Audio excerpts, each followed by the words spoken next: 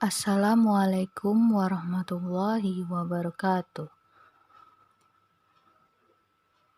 Saya Fauzia Nofrianti di sini akan membahas mengenai teori asam basa. Pada teori asam basa terdapat 3 tokoh yang menjelaskan mengenai pengertian asam dan basa. Yang pertama itu ada menurut Arrhenius. Menurut Arrhenius, asam adalah senyawa yang mengandung ion H+ dan menghasilkan ion H+ ketika larut dalam air. Di sini berarti senyawa asam itu ciri khasnya mengandung ion H+. Kemudian basa adalah senyawa yang mengandung OH- dan menghasilkan ion OH- ketika larut dalam air. Pada senyawa basa ini ciri khasnya yaitu mengandung ion OH-.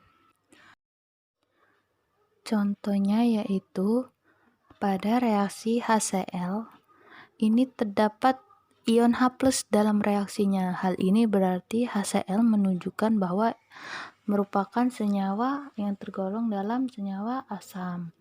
Yang kedua itu NaOH.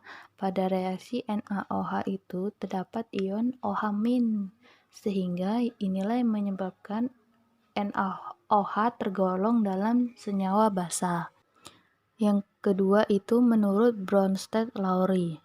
Menurut Bronsted-Lowry, asam adalah zat yang memberikan ion H+ atau sebagai pendonor proton. Selanjutnya itu basa. Basa menurut Bronsted-Lowry adalah zat yang menerima ion H+ atau sebagai akseptor proton. Pada reaksi Bronsted-Lowry, jika suatu asam memberikan ion H+, maka sisanya adalah basa konjugasi. Sedangkan jika suatu basa menerima ion H+, maka sisanya adalah asam konjugasi.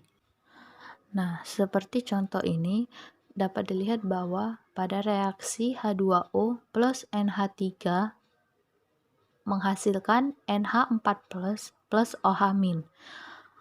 Senyawa H2O ini bertindak sebagai asam karena H2 ini memberikan ion H kepada NH3.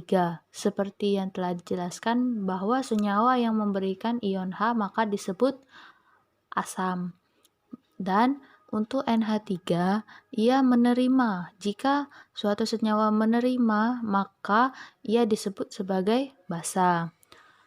Untuk NH4+ ia disebut sebagai asam konjugasi karena NH4+ menerima suatu ion H+ dari basa NH3. Dan untuk OH- ia bertindak sebagai basa konjugasi karena memberikan ion H+ dari asam H2O tersebut, sehingga OH- bertindak sebagai basa konjugasi. Selanjutnya itu menurut Lewis. Menurut Lewis, asam adalah zat yang dapat menerima pasangan elektron, sedangkan basa merupakan zat yang dapat memberi pasangan elektron. Di sini terdapat contoh dari asam basa menurut Lewis. Nah, pada struktur Lewis untuk BF3 dan NH3, BF3 ini strukturnya tidak memiliki pasangan elektron bebas pada atom pusat, sedangkan NH3 ini memiliki pasangan elektron bebas pada atom pusatnya. Hal inilah yang menyebabkan bahwa BF3 dan NH3 merupakan suatu asam dan basa. Pada BF3, dia bertindak sebagai asam karena ia menerima elektron dari si NH3. Sedangkan NH3 bertindak sebagai basa karena ia memberikan elektron kepada BF3. Nah, pada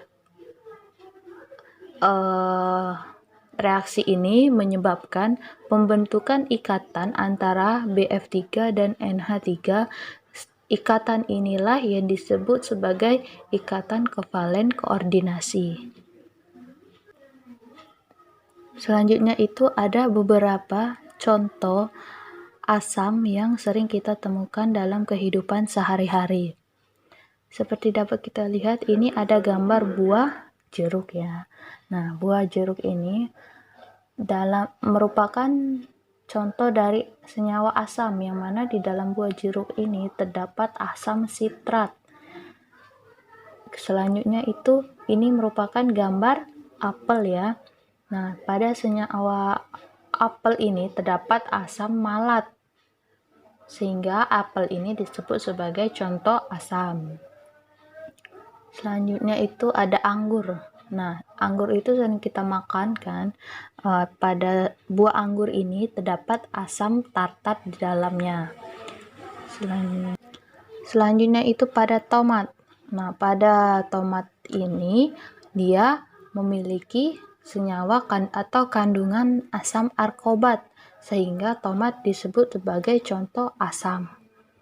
Nah, yang sering kita minum ketika pagi hari atau bangun tidur itu ya adalah susu.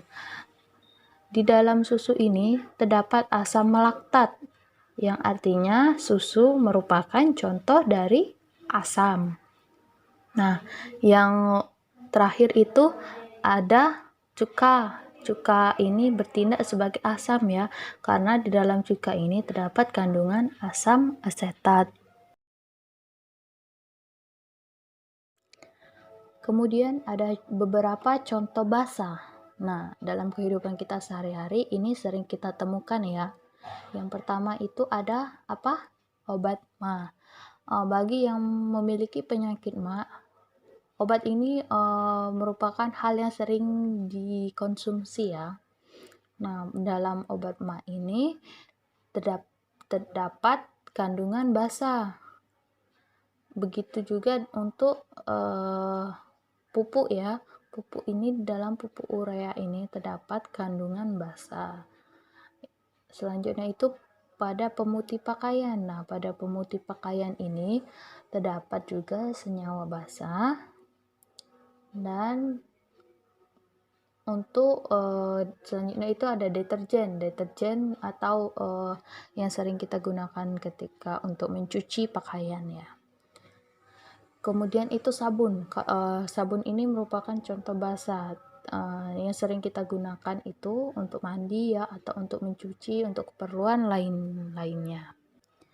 Nah, di sini selanjutnya itu ada beberapa nama-nama dari senyawa asam. Ada yang pertama itu asam itu tergolong menjadi dua ya, yaitu asam kuat dan asam lemah. Untuk asam kuat itu sendiri terdapat beberapa jenis nama-namanya. Salah satunya itu asam sulfat dengan rumus kimia H2SO4, asam nitrat HNO3, asam klorida HCl, dan yang lainnya. Untuk asam lemah itu contohnya tadi kan seperti cuka makan. Cuka makan ini bernama asam asetat atau rumus kimianya CH3COOH, kemudian asam fluorida HF, dan asam sianida HCN, dan asam-asam yang lainnya. Kemudian itu ada basa. Basa juga terdiri dari basa kuat dan basa lemah, yang mana basa kuat terdiri juga dari natrium hidroksida, kalium hidroksida, barium hidroksida, dan lain-lainnya. Sedangkan basa lemah itu terdiri dari barium hidroksida, aluminium hidroksida, perak hidroksida, dan lain sebagainya. Saya rasa itu saja yang dapat saya sampaikan. Lebih dan kurang saya mohon maaf. Semoga materi ini bermanfaat bagi kita semua. Saya akhiri. Wassalamualaikum warahmatullahi wabarakatuh.